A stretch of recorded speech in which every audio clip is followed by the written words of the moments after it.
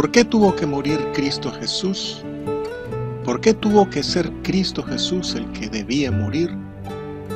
¿Qué nos hace morir en nuestros pecados?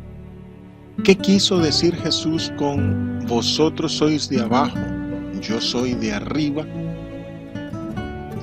Otra vez les dijo Jesús, yo me voy y me buscaréis, pero en vuestro pecado moriréis. A donde yo voy, vosotros no podéis venir. Decían entonces los judíos, ¿acaso se matará a sí mismo que dice donde yo voy, vosotros no podéis venir? Y les dijo, vosotros sois de abajo, yo soy de arriba. Vosotros sois de este mundo, yo no soy de este mundo. Por eso os dije que moriréis en vuestros pecados, porque si no creéis que yo soy, en vuestros pecados moriréis. Entonces le dijeron, ¿tú quién eres? Entonces Jesús les dijo, lo que desde el principio os he dicho. Muchas cosas tengo que decir y juzgar de vosotros, pero el que me envió es verdadero, y yo, lo que he oído de él, esto hablo al mundo. Pero no entendieron que les hablaba del Padre. En vuestros pecados moriréis. Estudio del Evangelio del apóstol Juan.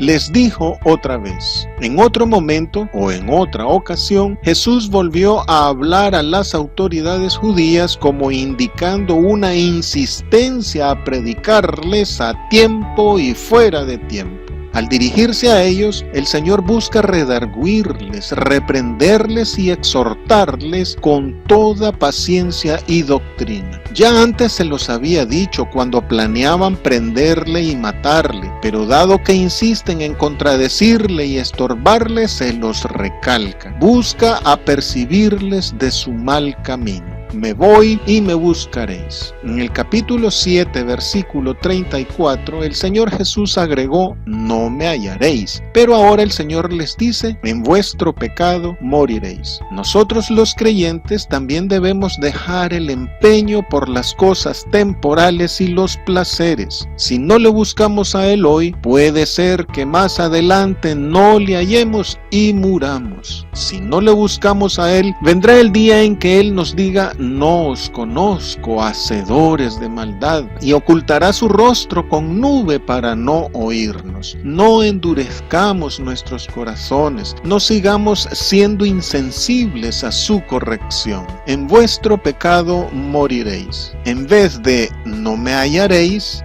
del capítulo 7, 34, dice ahora, en vuestro pecado moriréis. Más adelante lo repite, pero en plural, en vuestros pecados moriréis. El pecado es un estado en el que los incrédulos y algunos creyentes se encuentran, situación en la que aún las buenas obras no cuentan por cuanto no son hechas en Dios. Nacer en pecado ya es una desdicha, pero morir en pecado es peor. Gracias a Dios Padre, porque mediante su Hijo Jesús podemos deshacernos del dominio del pecado por su gracia y por la fe en Él. El Señor Jesús da a las autoridades judías y a nosotros también la misma advertencia dada a Adán y la misma llamada de atención de los profetas. Si no se apartan del mal camino, morirán. Si no salen de la vida de pecado, si se rebelan a la voluntad de Dios, si siguen transgrediendo sus mandamientos, se mantendrán en estado de muerte y de tinieblas. Si no dan lugar a la reflexión, si se empecinan en su postura incrédula, si no conceden a Jesús ni siquiera un mínimo de confianza, si mantienen sus conciencias cauterizadas, morirán. Aunque el apóstol Juan no menciona al infierno directamente, lo alude con la palabra muerte, que es la muerte segunda, en la cual los incrédulos son lanzados al lago de fuego. La muerte física es resultado del pecado. La muerte espiritual o muerte segunda es consecuencia de la incredulidad. La incredulidad excluye al hombre de la salvación, de la vida eterna. Mas los que creemos en Él, los que invocamos su nombre para ser salvos y nos apartamos de toda iniquidad, tenemos un lugar preparado por el Señor en la casa de Dios Dios Padre. Más adelante, el Señor Jesús especifica que la causa de morir en pecado es no creer que Él es el yo soy, es decir, que Él sea la misma presencia de Dios. Al igual que los jerarcas judíos, hoy la gente se condena a sí misma porque yendo por el camino que conduce a la perdición, no dan marcha atrás, no se arrepienten. A los creyentes también se nos advierte a velar y a orar sin cesar para no caer en tentación, pues nuestro adversario, el diablo, pretende nuestra perdición. Al morir físicamente, prescribe toda oportunidad de arrepentimiento. Por eso, morir en pecado es algo serio. No toda confesión de pecado incluye fe. Por tanto, el arrepentimiento genuino es motivado únicamente por la fe en Cristo Jesús. Donde voy, no podéis venir. El Señor se refiere aquí a su muerte expiatoria en la cruz, la cual le llevará al Padre. La muerte expiatoria de Cristo.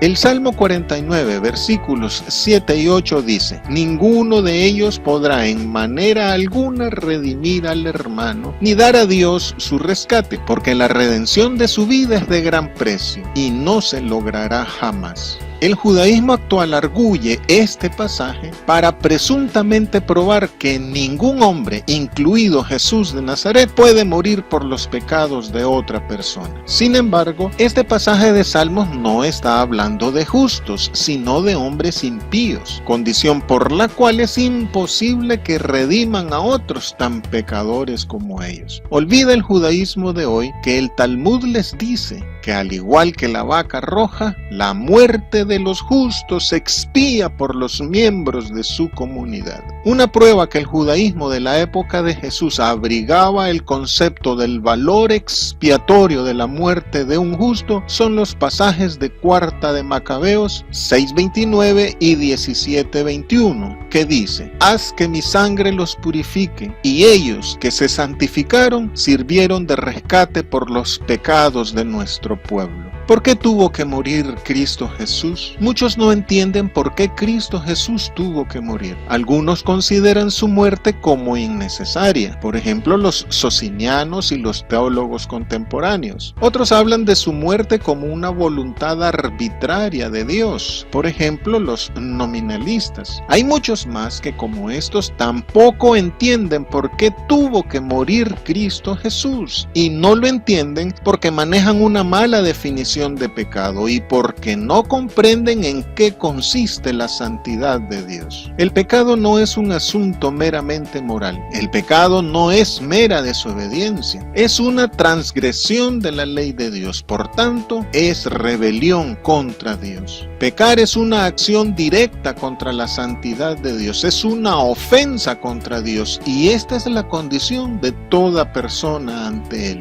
Y Dios ha determinado positiva e inviolablemente castigar el pecado con la muerte. Aunque ama al pecador, Él rechaza el pecado, y como es santo, todo su ser reacciona contra el pecado. Y Dios, que es inmutable y también veraz, jamás dejará de cumplir su palabra de castigo contra los pecadores. En este punto hay una doctrina de demonios que pinta a Dios como un justiciero implacable y malhumorado, apaciguado por un Jesús que es puro amor y condescendencia. Quienes siguen esta postura ignoran, por no escudriñar las Escrituras, que Dios nos ama tanto que Él no quiere nuestra muerte, sino que vivamos. Así que Dios el Padre fue quien buscó una salida para nosotros los pecadores perdidos, una redención que anhelan ver los ángeles. Así que, motivado por su amor y por su santidad, Dios el Padre diseñó el plan de la muerte vicaria de Jesús a favor de la humanidad. Con la muerte de su propio Hijo representándonos, Dios el Padre satisfizo su santidad y a la vez hizo justos a todos los pecadores. La muerte sustitutiva de Jesús satisface el requerimiento de muerte por el pecado y a la vez nos otorga el perdón a nosotros los transgresores. Por consiguiente, en 3 razones se basa la absoluta necesidad de la muerte expiatoria de Cristo Jesús. La primera, para satisfacer la justicia y la santidad de Dios. La segunda, para salvar al hombre pecador de la muerte, anulando el acta de los decretos que había contra nosotros. La tercera, reconciliar a los hombres con Dios el Padre. Dios no estaba en la obligación de redimir a una humanidad reincidente. Él pudo haber ejecutado su sentencia de muerte sin mayores miramientos, pero a causa de su buena voluntad proveyó una manera de satisfacción gratuita de su santidad para todos nosotros. Él se sacrificó primero al enviar a la muerte a su único y amado Hijo para salvar a sus enemigos, nosotros. ¿Y por qué tuvo que ser Jesús el que debía morir? La Biblia establece las cualidades que debe reunir quien puede cumplir los requerimientos divinos para satisfacer la santidad y la justicia de Dios. Primero, debe ser príncipe de su pueblo para que lo represente. Por esto los evangelios enfatizan que Cristo Jesús era hijo de David. Segundo, debe ser sin pecado. Es imposible que haya un ser humano sin pecado, especialmente porque todos ya nacemos en pecado y luego cada cual ha prevaricado por sí mismo. De aquí la necesidad que Jesús de Nazaret procediera de Dios mismo de la misma manera que Adán. Y el Señor Jesús, estando en las mismas condiciones de Adán, no sucumbió a las tentaciones ni cometió pecado. Tercero, debe morir para la remisión de las transgresiones, porque la paga del pecado es la muerte y sin derramamiento de sangre no se hace remisión. Pero no debía ser una muerte como la de todos, sino una muerte judicial, expiatoria y redentora. Cuarto, debe volver a la vida, resucitar para ser restaurado a la prístina condición en que fue creado. Pero ningún ser humano es capaz de volver de la muerte por sí mismo. Por eso Cristo murió y resucitó, para que así como en Adán todos mueren, también en Cristo todos sean vivificados. Por todo esto, Cristo Jesús ha sido establecido como el representante legal del pecador ante Dios. Ha tomado nuestro lugar y ha muerto por y en vez de nosotros. Por último, se debe especificar que mediante la ley no se puede dar esta gracia, simplemente porque la ley es nuestro acusador. Se ha de matar a sí mismo. Desde el inicio de su ministerio, Jesús habló de su hora, de la destrucción del templo de su cuerpo y de ser levantado. Los fariseos no han dejado pasar palabra de las dichas por el Señor Jesús, y aunque no lo toman en serio ni le creen, sí que entendieron su mensaje.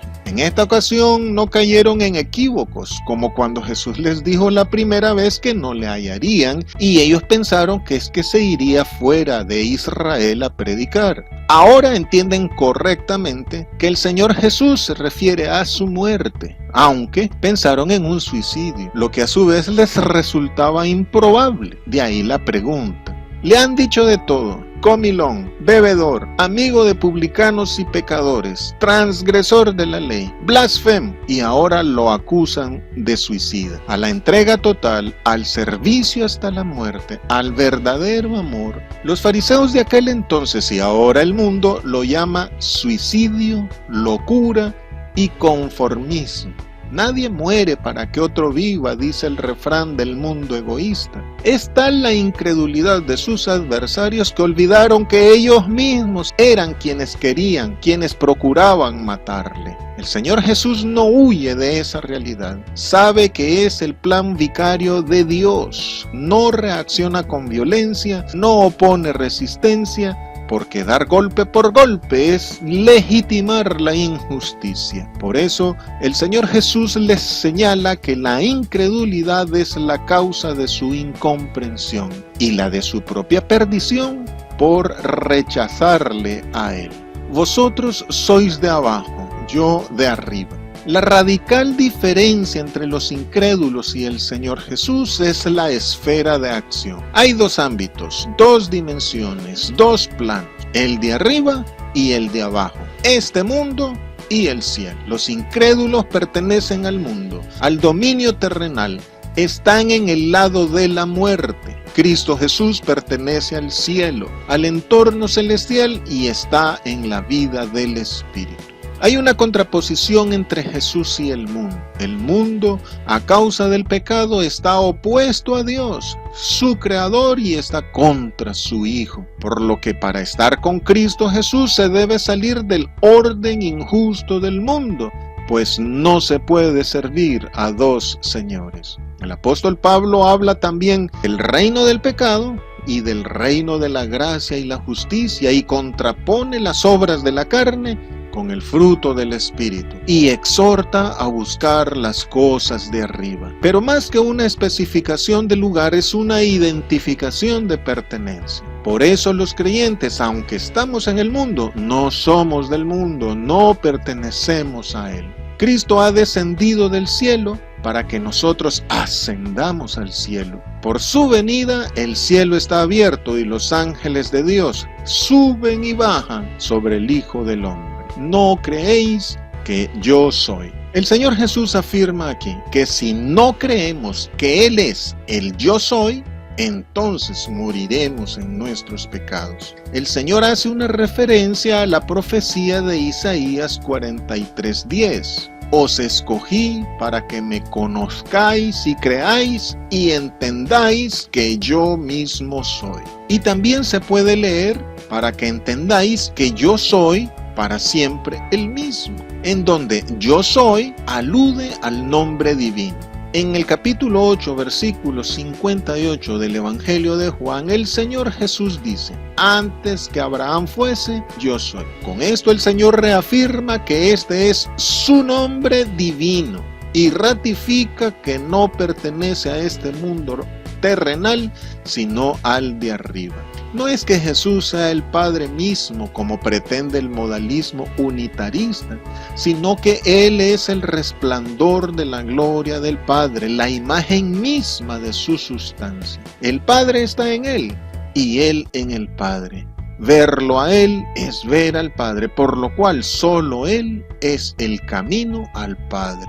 En este sentido, se puede entender también que el Señor Jesús dice categóricamente: si no creyereis que yo soy en el Padre y el Padre en mí, entonces moriréis en vuestros pecados. Esto significa que quien murió en la cruz fue el gran yo soy, y que toda la potencia salvífica de Dios se centra en Jesucristo. Solo en Él se puede encontrar a Dios el Padre. ¿Tú quién eres? Cuando el Señor les dijo: moriréis si no creéis que yo soy, los fariseos no captan la alusión al nombre divino y preguntaron: ¿yo soy quién? No es hecha la pregunta en el mismo sentido que se lo hicieron al Bautista: ¿tú quién eres? Sino como una reacción al yo soy de Jesús. Las palabras de Jesús les resultaron un enigma, porque son sordos a la voz del Espíritu. Y así es que el apóstol Juan lo indica. Simplemente no entendieron. Lo más seguro es que captaron algo diferente en él. No es lo que ellos pensaban. Les parece que hay algo de cierto en lo que él dice de sí mismo, pero no le creen. Debe ser, según ellos, otra cosa. Al presentarse como el yo soy, Jesús hace saber que el nuevo lugar de la presencia de Dios es Él. Él es Dios mismo saliendo al encuentro del hombre para darle salvación y vida eterna. Y el apóstol Juan ha indicado desde el principio que Cristo Jesús es la revelación de Dios, es el verbo, es la palabra, lo que al principio os he dicho. Dado que les acaba de decir quién era Él y que ellos no le entendieron, entonces el Señor les contesta sobre su obra. Y desde el principio el Señor ha dicho que Él es el Mesías. Muchas cosas tengo que condenarles. La maquinaria religiosa de los jerarcas judíos era totalmente injusta, y aunque ellos decían ser los representantes de Dios, realmente actuaban como agentes de muerte. Pero el Señor Jesús no les juzga, solo les señala sus malas acciones, les advierte el destino del mal camino que llevan y que Él es la solución. El que me envió es verdadero. Todas las cosas que le ha dicho y encomendado el Padre son ciertísimas. Las obras que el Señor hace, incluida su muerte en la cruz, comprueban que Él ha venido siendo enviado por el Padre. Esto hablo al mundo.